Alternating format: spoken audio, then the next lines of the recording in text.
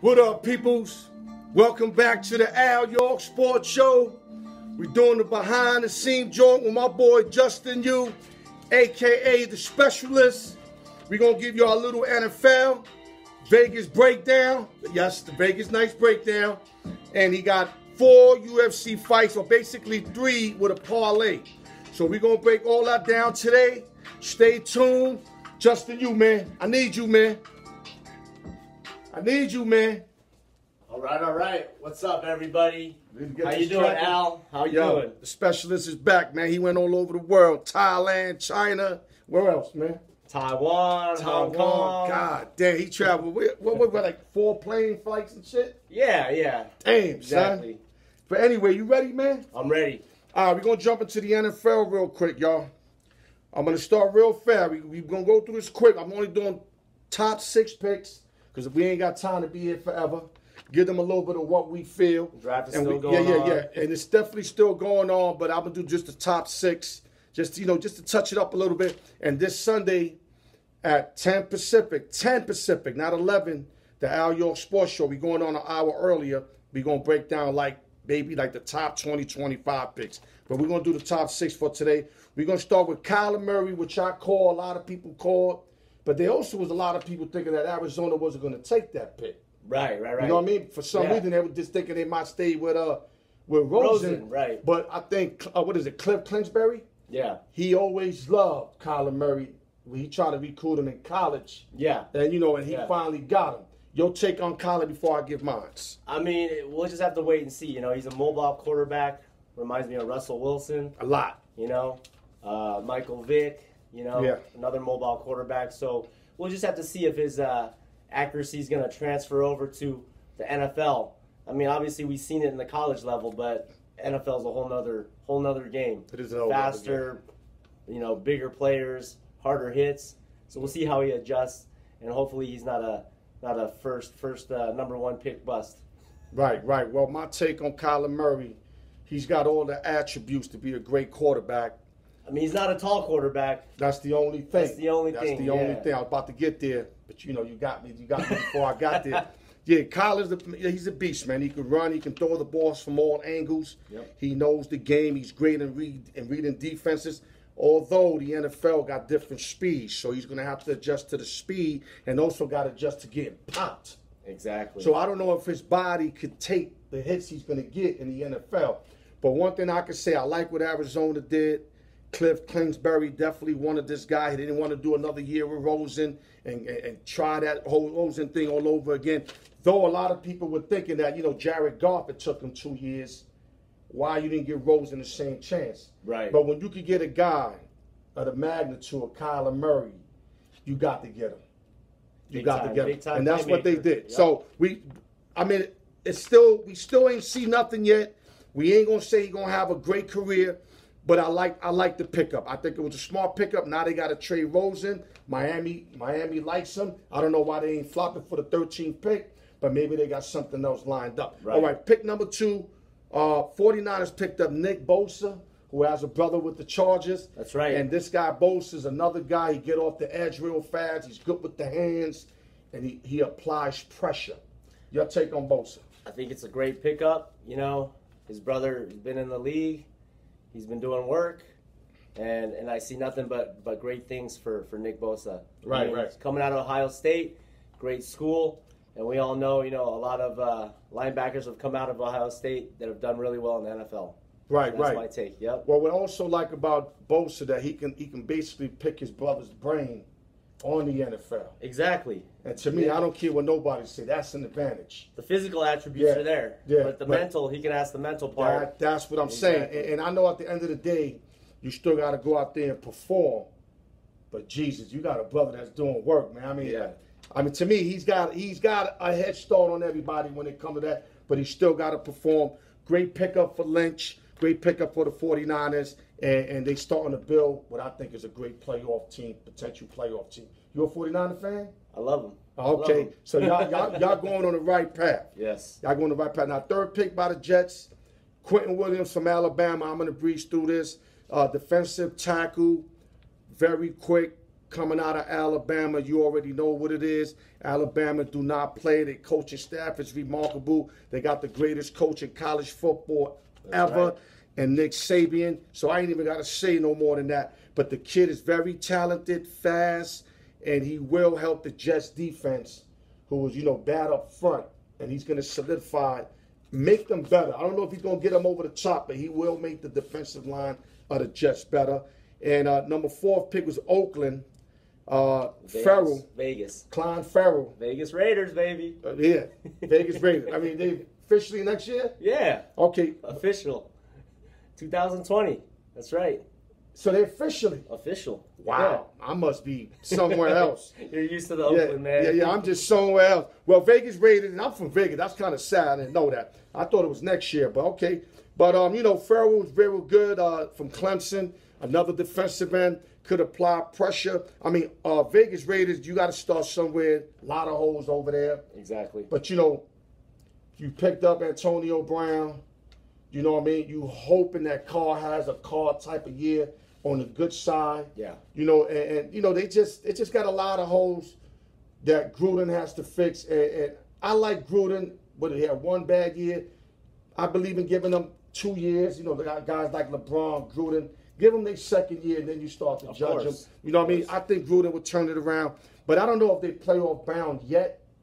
But, them getting a couple of picks off the draft, pick up a couple of free agents. I say next year when they get to Vegas, they'll be ready to make a real run at it. I agree. You know what I mean? Now, the Buccaneers picked up Devin White, an inside linebacker. Devin White out of LSU. The guy, he gets to east to west real fast. He's not your strongest guy, but he pursues the ball. He's always around the ball, but he's not going to manhandle the offensive lineman or nothing like that. He's got to use but his speed. There you go. But his speed would get there. So that's a nice pickup for the Bucs. And this is the one that really got me messed up. I was going to do top 5, but I had to add 6 because I don't know where the New York Football Giants decided to get Daniel Jones out of Duke, a quarterback that was predicted to go late first, maybe late second round. Yeah. And I mean, let me give you a couple of good things he got going for him. Daniel can, he's quick. He gets rid of the ball quick. He knows the game, but you don't pick this guy in front of Haskins, man. Right. That's a huge mistake. They picked him in front of Haskins. Giants are going to severely pay for this. Yo, Giant fans, I'm telling y'all fucked up. Haskins, I got inside on him. I got a boy that's been following him. This guy's going to be the truth. And going to the Redskins, he's going to light up the Giants. Remember, I told you that. He's got a chip on his shoulder for the Giants, bypassing them, and he's going to light your football Giants up. Haskins is the truth. If I had to compare Haskins to anybody, he would be like a Zion Williamson in football. Okay. With the huge window, big body, can do it all, and all he needs is basically reps. Exactly. Because he's got everything else. All he needs is reps. Learn the NFL, learn the speed, and he's going to be a stud. And your Giant fans are going to regret it. Get that GM the fuck out of there because he already fucked up with this pick. And with that, let's move a little quick. We're in the 8-minute mark. Let's go right to the UFC real fast. He's going to give y'all, 3 fights, 2 straights, and 1 parlay, right? Correct. So the first fight we're looking at is 26-6, Ronaldo Jacare Souza, ranked number 4, versus, this is a middleweight title fight. Versus, no title fight. Just a middleweight fight? Okay, middleweight fight. Jack the Joker Hermanson, 19-4. The line is -180 for Souza. Break it down real fast. Yeah, we gave out Hermanson a month ago. He did quick work, submitted somebody that was higher above him in the division. But now I think he's out of his element fighting Jacare, who's number 4 ranked middleweight, just knocked out the former champion, Chris Weidman. Right. So I'm going to go with Ronaldo Jacare Souza with the win, probably by TKO if he doesn't submit Hermanson. So would you recommend a knockout too? To take the knockout? Yeah, he just knocked. That might be a little cheaper than the 180. Yeah, if they allow it, I'd say take the knockout. Yeah, take the knockout. If you can't get the knockout, just lay the 180. He should win convincingly, is what my boy's saying, the specialist. Yep. Okay, fight number 2. Glover Teixeira, 11th ranked, versus Ion Cutelaba. If I said it wrong, work with me. You said it right. 14-3 Kudalaba. And Glover Teixeira is 28-7. The fight is even money. It was plus 120 for Teixeira, but since he started giving them out, it went up to even money. So it might even go up now, right? That's right. So in this fight, you know, Glover Teixeira, he's fought in the UFC for quite a while. Okay. Fought for the title, you know, had a chance with the champion, John Jones. And I'm going to go with Glover Teixeira with the experience. Right. Kudalaba's coming off of 2 losses, you know, 1 knockout, 1 submission. So I don't see any way how he's going to beat Glover Teixeira. Okay, give your parlay real fast, then we're going to get into Vegas night situation. Okay, and then we have a 3-team parlay. Jacare Souza, which we gave out. Right. Glover Teixeira, which we gave out. And then we're going to add Greg Hardy, who used to play in the NFL, but now he's a UFC. Cowboys had him. Played on the Cowboys, had a little rough times, you know, outside of the NFL, but he's in the UFC now, and he's a heavyweight knockout artist, and we're going to add him to the parlay. $100 pays $363. So $100 pay $363 clean or with the 100 back? With the 100 back. Okay, so you get plus 263. Yeah. There go your 3 fights. Cash out. He's 5-2. If he ain't proven to y'all he can win, and we hoping to go at least 2-1. Or maybe clean the ball. But I'll be happy with a 2-1. I'll be happy with that. I'll be happy with a 2-1. Okay, now we're going to go to the Vegas Knights debacle. We got a few minutes to break this down. Let's get right to it. To me, it's one of the worst defeats I ever seen in sports worldwide, meaning that they had a 3-1 lead. Now, I know the Yankees were up 3-0 against the Red Sox and lost 4 in a row. But the reason why I'm going to say this is one of the worst is because when you up 3-1 and you dominated the games the way they did, I actually attended Game 4 when they won 5-0. Right. I mean, it was easy money.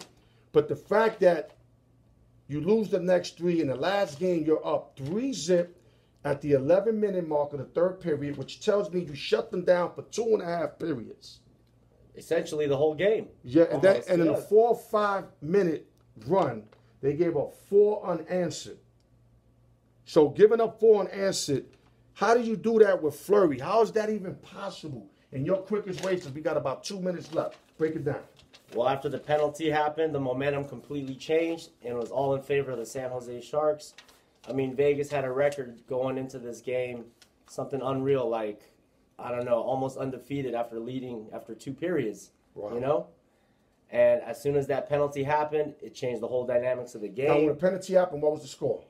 3-0. Wow, so that was the key element. I thought that happened after like a score or 2. No. So that basically changed the whole momentum of the game. And the hit was clean. Right. So the refs thought otherwise. Maybe the way he hit his head on the ice. So they ejected Cody Eakin, who actually scored a goal. Right. So who would have known? If he was still in the game, they might have won. Right. Convincingly, but they ejected him, carted the guy on the Sharks off, and it changed the momentum of the game completely. They scored 4 goals in 4 minutes of the power play, which wasn't erased. You know, Vegas tied it 4-4. Overtime, Sharks took their head off 1-5-4, and we got to shut it down real quick. He gave y'all the picks. He got picks. We broke down to Vegas. We broke down the first 6 picks of the NFL. This is the Alyork Sports Show. Justin Yu, a.k.a. The Specialist. Thank you for having me. Every Sunday, we already know, my brother. Every Sunday, we on. Don't forget, we're normally 11 Pacific, 2 Eastern, but this week we're doing 10 Pacific. We're moving up an hour early. Make sure y'all tune in. We're going to break all these down, but we're going to go super deep with it. Tune in. Zeno.fm, CWN Sports. You already know. Or if you go to the Alyork Sports Show podcast, alyorksports.com, you get all the podcasts. Tune in, y'all. We're going to give it to y'all. Justin, thank you, brother. Thank you. We love y'all and continue to tune in. Alyork Sports.